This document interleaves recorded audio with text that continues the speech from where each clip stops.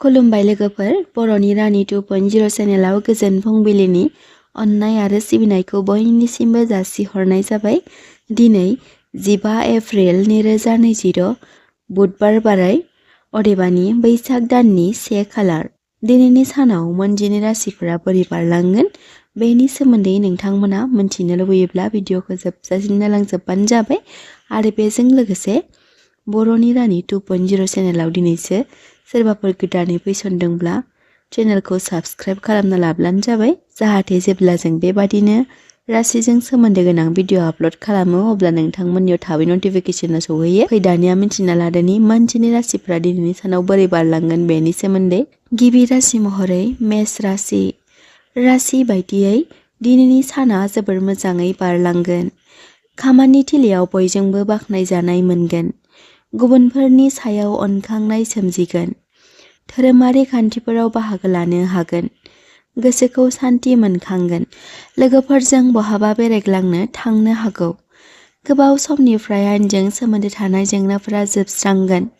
नखराव बिमा बिफाजों गोरोबलायना सम हगारहरनो हागोन। सावस्रि फारसे नारसिनथायनिफ्राय उदां जानाया मोजां। मेष राशिफोरनि दिनैनि खाफाल गोनां अनजिमाया जादों 9 आरो खाफाल गोनां गाबा जादों गोजा। वृषभ राशि।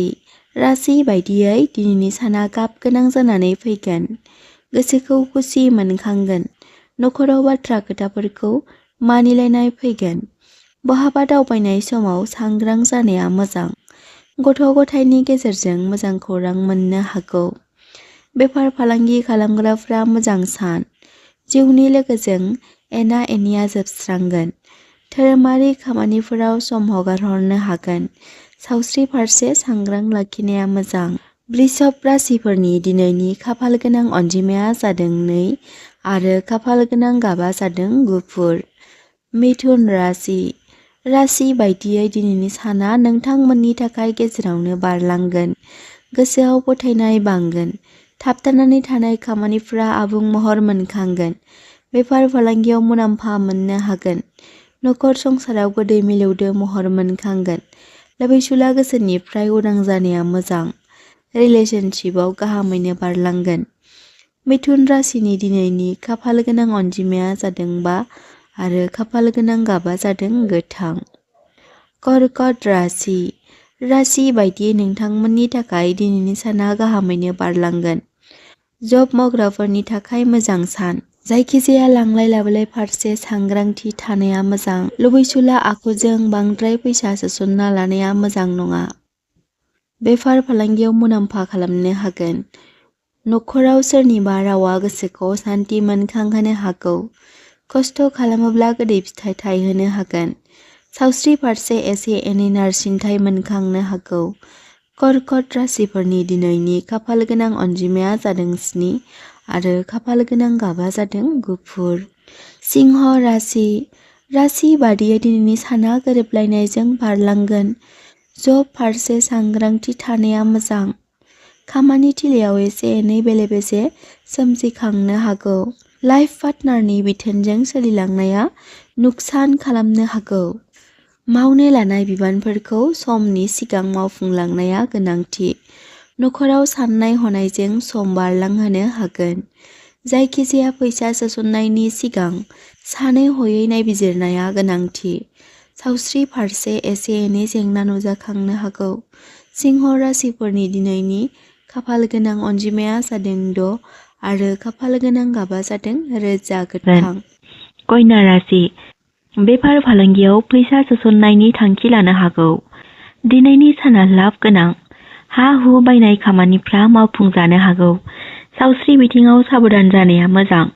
नखराव गुसु बोथोरनि थाखाय लोमजा साजा नुजाथिनो हागौ। बिसि फिसानि फारसे सानै हयै थिरांथा लानाया मोजां। कन्या राशिफोरनि खाफाल गोनां अनजिमाया जादों 5 आरो खाफाल गोनां गाबा जादों गोथांस्रो। तुला राशि। राशि बादियै दिनैनि साना गोजोनैनो बारलांगोन। खामानि फारसे जौगासारनाय मोननो हागोन। थासारियाव मुलाम्फा मोननो हागोन। बेंक बेलेन्स बांगोन। खामानि मावग्राफोरनिफ्राय हेफाजाब मोननो हागोन। धोन सम्पथिनि थाखाय दावराव दावसि सोमजिखांनो हागौ। धोरोमारि थावनियाव सम हगारहरनो हागोन। थासारियाव गोरा महर मोनखांगोन। केरियार फारसे जौगासारनाय मोननो हागोन। मोजां मोनलायनायफोरनि थाखाय मोजां सान। तुला राशिफोरनि दिनैनि खाफाल गोनां अनजिमाया जादों 8 आरो खाफाल गोनां गाबा जादों निला। वृश्चिक राशि बादियै दिनैनि साना गाब गोनां जानानै फैगोन। गेदेमाफोरनि हेफाजाबजों खामानिफ्रा आबुं महर मोनखांगोन।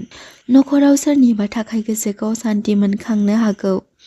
जिउनि लोगोजों मोजां सम हगारहरनो हागोन। धोन फारसे लांलाय लाबोलाय बिथिङाव सांग्रां जानाया मोजां।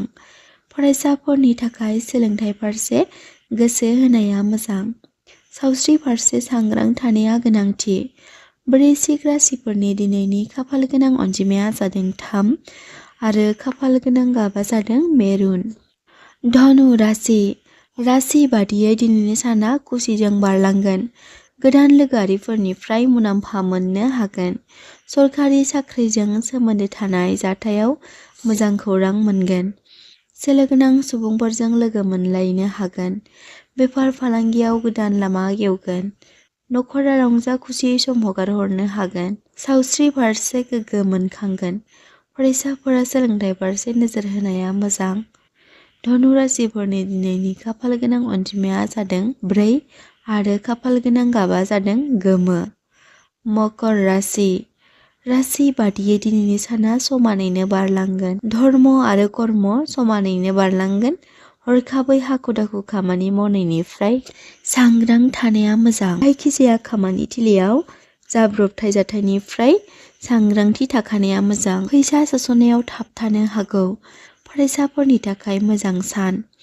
बिदा फंबायजों सम हगारहरनो हागोन। लाभ लाइनाव जेंनाया जोबस्रांगोन। धोन लाभ खालामनो हागोन। सोमोन्दोआव सोलायनाय फैगोन। सावस्रि बिथिङाव राफोद महर मोनखांगोन। मकर राशिफोरनि खाफाल गोनां अनजिमाया जादों 8 आरो खाफाल गोनां गाबा जादों निला। कुम्भ राशि नखरनि सुबुंफोरजों बहाबा दावबायनो थांनो हागौ। नखराव अनज्लायनाय फैगोन। खामानिनि बेलायाव मोजां लोगोजों सिनायथि जालायगोन। थासारियाव लाभ खालामनो हागोन। नखराव मोजां खामानिफ्रा मावफुंजागोन। कुम्भ राशिफोरनि खाफाल गोनां अनजिमाया जादों 4 आरो खाफाल गोनां गाबा जादों अख्रां गाब। मीन राशि बादियै नोंथांमोननि थाखाय मोजां सम हगारहरनो हागोन। खामानि थिलियाव मोजां मुलाम्फा मोननो हागोन। मिथिंगायारि सम्पति फारसे देरहासारनाय मोननो हागोन। गुबुननि दावराव दावसियाव सिरियै निजोम थानाया गोनांथि। धोरोमारि खामानिफोराव सान्थि मोनखांगोन। नखराव असान्थि मोनखांनो हागौ। मीन राशिफोरनि दिनैनि खाफाल गोनां अनजिमाया जादों 12 आरो खाफाल गोनां गाबा जादों केसारिया। लोगोफोर, नोंथांमोना दिनैनि सानसेयारि फानजामुथि फरायथिनाय भिडिअखौ बोरै मोनखो कमेन्ट बक्सआव कमेन्ट खालामनो दाबाव। आरो बेजों लोगोसे नोंथांमोना भिडिअखौ साबजानाय मोनदोंब्ला नोंथांनि जाथि आरो खुरमाफोरनो हाजासे शेयार खालामलायब्लानो जाबाय।